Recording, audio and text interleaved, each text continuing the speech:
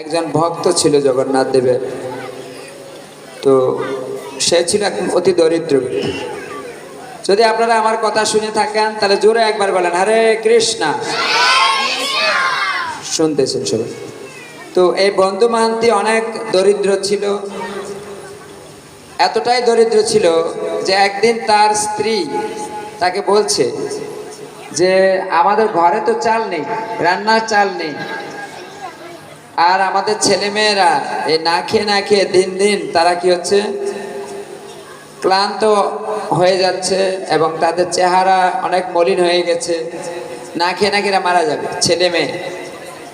আর বেচারি ব্রাহ্মণীও অনেক ধার্মিক, সে তার প্রতি সেবা করে, প্রতি পরায়ণা এবং স্বামীকে অনেক সম্মান করে। তো সম্মানের সাথে বলেছে যে তুমি কিছু একটা করো, এইভাবে তো আর আমরা থাকতে পারছি না, আমার ছেলেমেয়েরা তো মারা যাবে। ব্রাহ্মণ বেচারা গেল পরের দিন, সে বন্ধু মাহান্তি কোনো ভিক্ষা পাচ্ছে না, কোনো অর্থ পাচ্ছে না। তো অসহায় সে তখন স্ত্রী বলছে আচ্ছা তুমি বলেছো তোমার একজন বন্ধু আছে, তোমার একজন বন্ধু আছে অনেক ধনী, তুমি তার কাছে যাও। তো বন্ধু মাহান্তি বলছে না, আমি তার কাছে কিছু চাইতে পারবো না। স্ত্রীর অনুরোধে তা একদিন বন্ধু মাহান্তি সম্মত হয়েছে যে আমি আমার বন্ধুর কাছে যাব। কিন্তু তার স্ত্রী জানে না যে এই বন্ধুকে। তো সে মাহান্তি, বন্ধু মাহান্তি, সে তার স্ত্রীকে নিয়ে, তার ছেলে মেয়েকে নিয়ে রওনা দিয়েছে। অনেক পথ, অনেক কিলোমিটার পথ হেঁটেছে। এমনিতেই তারা ক্ষুধার্ত, ক্লান্ত এবং ক্ষুধা মানুষ যা হয় ক্ষুধার্ত মানুষের, আর হাঁটা যাচ্ছে না। বন্ধু মাহান্তি বলছে আজকে আমরা এখানে বিশ্রাম করি, কালকে অল্প সময়ের মধ্যে আমরা আমার বন্ধুর বাড়িতে পৌঁছে যাব। তো বেচারা ক্ষুধা তৃষ্ণায় একেবারেই কি আর করবে। পরের দিন আবার একটু হাঁটলো, হাঁটতে হাঁটতেই তখন পুরী, জগন্নাথ পুরীতে গিয়ে পৌঁছেছে। তখনও তার স্ত্রী জানে না যে তার বন্ধুটা কে। তখন সে বন্ধু মাহান্তি, সে ব্রাহ্মণ, মন্দিরে যাবে, কিন্তু সেখানে ওই দিন এত ভিড় ছিল মন্দিরে। আপনারা যারা পুরীতে গিয়েছেন আপনারা জানেন যে পুরীতে মন্দিরে প্রবেশ করা অনেক কঠিন, অনেক ভিড়। এত বেশি ভিড় ছিল যে তারা সেখানে প্রবেশই করতে পারছে না। তো বন্ধু মাহান্তি তার স্ত্রীকে বলছে, বাচ্চাদেরকে বলছে যে আমার বন্ধু অনেক বড় লোক, অনেক ধনী, তো তাকে দেখতে অনেক লোক এসেছে। আজকে আমরা এত লোকের বিয়েতে যাব না, আমরা কথা বলতে পারবো না, দেখা করতে পারবো না, বরং আজকে আমরা এখানেই পাশে থাকি, কালকে সকালে আমরা দেখা করব। তো সেই তার কথা, তার স্ত্রী, তার ছেলে মেয়ে এরা কি করেছে, বাইরে থাকতে সম্মত হয়েছে। আর বন্ধু কি করেছে, সে বন্ধু মাহান্তি ব্রাহ্মণ, জগন্নাথের যেখানে রান্নাঘর, আমরা বাঙালিরা বলি কি ভাতের মার গালি, ঠিক না? ফ্যান তো ভাতের মার গালা, ঠিক না? তো যেই নালা দিয়ে ভাতের মার যায় সেটাকে পুরীতে বলে পেজা নালা। তো এত এত অন্নের সেখানে মার গালা হয় যে অনেক অন্ন সেখান দিয়ে চলে যায়। তো এই বন্ধু মাহান্তি যেখানে ছিল সেটা ছিল একটু দূরে, ওখান থেকে ফ্রেশ অন্ন সেখানে ছিল না, কয়েকদিনের পুরানো হয়ে গেছে। তো বন্ধু মাহান্তি সেই ড্রেন থেকে সেই অন্ন তুলে নিয়েছে, তুলে নিয়ে সেটা এবং সেখান থেকে কিছু মার, আমরা ভাতের মার ফ্যান, সেটা তুলে নিয়েছে এবং নিয়ে তার স্ত্রীকে পুত্রকে খাওয়াচ্ছে। বলছে আজকে এটা খেয়ে আমরা প্রাণ ধারণ করি, কালকে বন্ধুর সাথে দেখা করব, আমাদের আর কোনো সমস্যা হবে না। বেচারা কি করবে, প্রাণ তো রক্ষা করতে হবে, গরিব মানুষ। ওরা পেজা নালা থেকে সে ফ্যান আর সে বাসি অন্ন তারা খেয়েছে। কয়েকদিনের রাস্তার ক্লান্তি, ক্ষুধার্ত, তারা অবসন্ন হয়ে খাওয়ার পরে তাদেরকে সকলেরই ঘুম এসছে, তারা ঘুমিয়ে পড়েছে। তো ঘুমাতেই আনুমানিক রাত্র 10টা-11টার দিকে কে যেন তাদের ডাকছে, বন্ধু মাহান্তি, বন্ধু মাহান্তি। তখন বন্ধু মাহান্তির কানে এসেছে কে যেন আমাকে ডাকছে, সে ব্রাহ্মণকে। তো ব্রাহ্মণ ভাবছে, বন্ধু মাহান্তি ভাবছে এইখানে তো আমাকে কেউ চেনার কথা নয়, আমি অনেক দূর থেকে এখানে এসেছি, এখানে আমার পরিচিত কেউ নেই, আমার নামও কেউ জানে না, তাহলে নিশ্চয়ই এটা অন্য কোনো, একই নামে তো আরো লোক থাকে, অন্য কাউকে হয়তো ডাকছে। আবার ডাক আসে, বন্ধু মাহান্তি, বন্ধু মাহান্তি। বন্ধু মাহান্তি এবারও চুপ।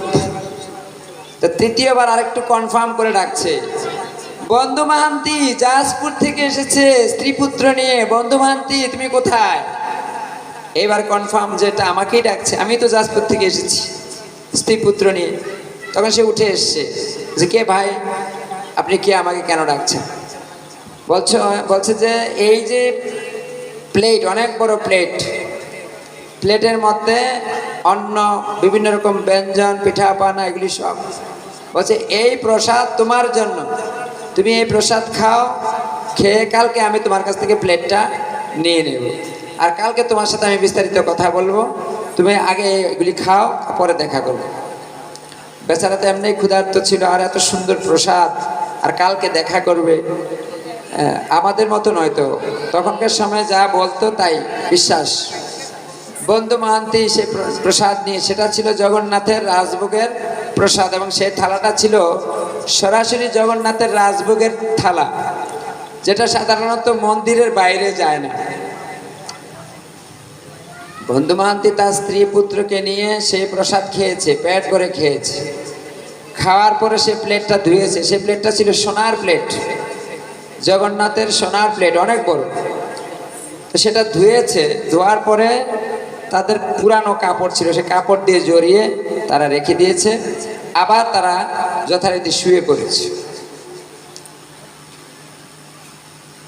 আর এদিকে জগন্নাথের মন্দিরে মঙ্গল আরতি হবে, প্রত্যেকটি মন্দির, মন্দির মানেই মঙ্গল আরতি হবে। যে কোনো মন্দির যদি সকালবেলা পূজা অর্চন না হয় সেটাকে মন্দির বলে না, প্রাণহীন মন্দির। এই জন্য দেখবেন ইস্কন, গৌরীয় মঠ, চৈতন্য মঠ, অথবা যে কোনো মন্দির যেখানে দেবতা প্রাণ প্রতিষ্ঠিত, সেখানে ব্রাহ্ম মুহূর্তে অবশ্যই পূজা পাঠ অর্চন হবে, আরতি হবে। আর নচেত এইরকম মন্দির থাকার না থাকার সময়। যাই হোক, জগন্নাথ দেবের মঙ্গল আরতি হবে, পূজারী উঠেছে, স্নান আহ্নিক করেছে, তিলক ধারণ করেছে, নতুন বস্ত্র পরিধান করেছে, আচমন করেছে, মন্দিরে গিয়েছে, ঠাকুরকে উঠিয়েছে, ভোগ লাগাবে। ভোগ লাগাতে গিয়ে একটা প্লেট পাচ্ছে না, একটা প্লেট নেই, জগন্নাথের রাজভোগের প্লেট নেই, মাথায় হাত। এভাবে অনেক পান্ডা, সকলকে বলা হলো, এবং সবাই খুঁজছে। এটা তো অসম্ভব, কারণ এইখানে কারো প্রবেশ সম্ভব না। অনেক সিকিউরিটি কি করে, দারোয়ান থাকে, অনেক দারোয়ান থাকে, পাহারাদার থাকে, তো এইখানে তো কারো আসার কথা নয়। তো এত বড় সোনার থাল, ভগবানের ভোগের থাল, এটা কি করে আউট হতে পারে? এই কথা চলে গেছে রাজার কানে, রাজা মশাইয়ের কাছে। রাজা মশাই সৈন্য সামন্ত নিয়ে এসে আর পান্ডাদেরকে প্রহার করছে যে তোমরা পান্ডারা ছাড়া কেউ করে না, এখানে কেউ কারো প্রবেশ সম্ভব নয়, তোমরাই কেউ এই কাজটা করেছো। আর পুরা পুরীর মন্দিরে সবার কাছে তল্লাশি হচ্ছে, সব জায়গায় খোঁজাখুঁজি হচ্ছে, সিকিউরিটি, পুলিশ, সবাই খুঁজছে কি হলো কি হলো। আর পান্ডারাও তন্ন তন্ন করে খুঁজছে, পাচ্ছে না, পাচ্ছে না তো পাচ্ছে না। আর ওইদিকে বন্ধু মাহান্তি ঘুমিয়েছিল, যেহেতু অনেক ক্লান্তি, আবার অনেক রাত জেগেছে, তো তাদের ঘুমের থেকে উঠতে দেরি হয়েছে। তারা দুইটা বাচ্চা আর মা বাবা, ব্রাহ্মণ আর ব্রাহ্মণী ঘুমাচ্ছে। কিন্তু একজনের নজরে পড়েছে যে এই যে বাইরে লোকগুলো ভিখারির মতো দেখতে, এরা যে ঘুমাচ্ছে, এদের একটা কাপড়ের থেকে কি যেন চকচক করছে। আমরা বলি না চকচক করলে সোনা হয় না, কিন্তু এটা সোনা বলেই চকচক করছে। যাই হোক, তার একটা সন্দেহ হয়েছে যে এদের এখান থেকে কি দেখা যাচ্ছে। তখন সে কয়েকজন পুলিশ নিয়ে আসলো, দেখুন তো এইদের এখান থেকে কি এটা দেখা যাচ্ছে চকচক করছে। তখন গিয়ে দেখলো যে সোনার থাল, বড় সোনার থালটা ওরা কাপড় দিয়ে ঢেকে রেখেছে। তখন তো বেচারা বন্ধু মাহান্তিকে ধরে ওখানে কয়েকটা উত্তম মাধ্যম দিয়ে দিয়েছে। উত্তম মাধ্যম আমরা বাংলায় বলি, মারটার দিয়েছে, বলছে বেটা চোর, জগন্নাথের থালা চুরি করেছিস, আর আমরা সবাই খুঁজছি ভগবানের থালা, তো আজ তোর অবস্থা খারাপ হবে। ওর মারধর করে রাজার কাছে নিয়ে গেছে, রাজাও ওকে অনেক শাসিয়েছে, তো ওকে জেলে ঢুকিয়ে রেখেছে। ও শাস্তি হবে, কঠিন শাস্তি হবে।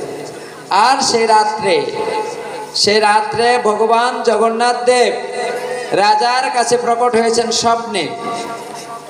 হে মহারাজ, আমার বন্ধু আমার কাছে এসেছে, আমি তাকে নিজে আপ্যায়ন করেছি, আমার ভোগের থালা আমি তাকে আমার বন্ধুকে দিয়েছি, তাতে আপনার কি? আপনার অতিথি আসলে কি আপনি আপ্যায়ন করেন না? সবাইটা হরিবল বলবেন না?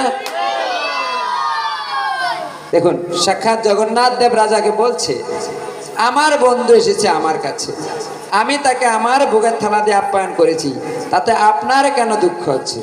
আপনি কেন আমার বন্ধুকে শাস্তি দিয়েছেন, পিটিয়েছেন? আপনি তাকে শীঘ্রই কারামুক্ত করুন, তার সমস্ত থাকার সুব্যবস্থা করুন, আর সে আমার পাশেই এখানে থাকবে, ব্যবস্থা করুন। এই স্বপ্ন দেখতেই রাজামশাই উঠে গেলেন। রাজামশাই আর ঘুম নেই, আমি তো মহা অপরাধ করেছি, জগন্নাথের পরম ভক্ত, জগন্নাথের বন্ধু এসেছে, আমরা তাকে চিনতে পারিনি, আর জগন্নাথ নিজে তার রাজভোগ সে বন্ধুকে দিয়েছেন, আর আমরা কিনা তাকে পিটিয়েছি, শাসন করেছি, কারাগারে রেখে দিয়েছি। কে কোথায় আছে প্রহরী? এক্ষুনি যাও, কারাগার থেকে বন্ধু মাহান্তিকে নিয়ে আসো। বন্ধু মাহান্তিকে নিয়ে আসলো। মহারাজ বন্ধু মাহান্তির চরণে পড়ে পড়লেন যে আপনি তো মহান ভক্ত, আপনি মহাভাগ্যবান, আমরা অপরাধ করেছি, ক্ষমা চাইলেন। রাজা ক্ষমা চাইলেন যে আমরা মহা অপরাধ করেছি। তারপর সেই বন্ধু মাহান্তিকে সুগন্ধি জল দিয়ে, দুধ দিয়ে তাকে স্নান অভিষেক করালেন। সমস্ত পুরীর ভক্তরা, পাণ্ডারা তাকে মূল্যবান বস্ত্র দ্বারা তাকে ভূষিত করলেন, অলঙ্কার দ্বারা ভূষিত করলেন, তাকে মুকুট পরালেন, উষ্ণীষ দিয়ে সম্মান দিলেন। তারপর তার জন্য সুন্দর প্রাসাদ উপম তার বাড়ি বানিয়ে দিলেন, এবং জগন্নাথ মন্দিরে আজও সেই বন্ধু মাহান্তির বাড়ি সেখানে রয়েছে।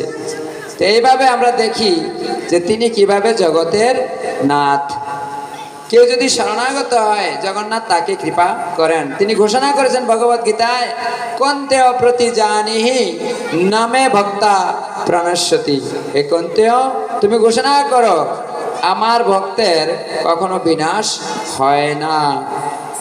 শুধুমাত্র only qualification, only quality to surrender, একমাত্র যোগ্যতা হচ্ছে শরণাগতি। কেউ যদি ভগবানের শরণাগত হয়, তার আর অন্য কোনো যোগ্যতার প্রয়োজন নেই, ভগবান তাকে নিজের করে নেন। হরে কৃষ্ণ কৃষ্ণ কৃষ্ণ হরে হরে, হরে রাম রাম রাম হরে। তো সরি, আমার হয়তো ঠিকমতো